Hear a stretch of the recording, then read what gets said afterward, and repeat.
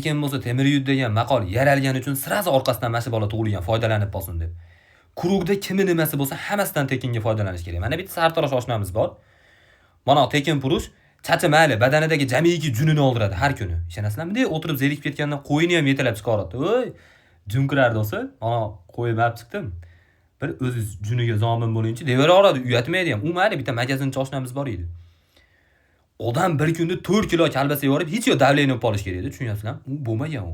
Kalbasa ham yeydimi, orzoronasi, kirson u yashin o'rniga. U mayli qishda mana marjinalaring srog o'tib qoladi.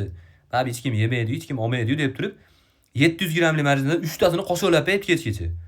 Bo'kib qolasan, sal insof bilan yegin, doktorga borsak palon pulga ichingni yuvish kerak desa, doktor ham o'zimizdan, u doktor oshnamiz bor u deydi. U doktor oshnamiz stomatolog, u bo'kib qolgan odamni ko'rib maksimum duo qilishi mumkin. Ish qilib tekin xo'llar ham jannatga kirsin-da deb, bo'l boshqa hech narsa qila olmaydi.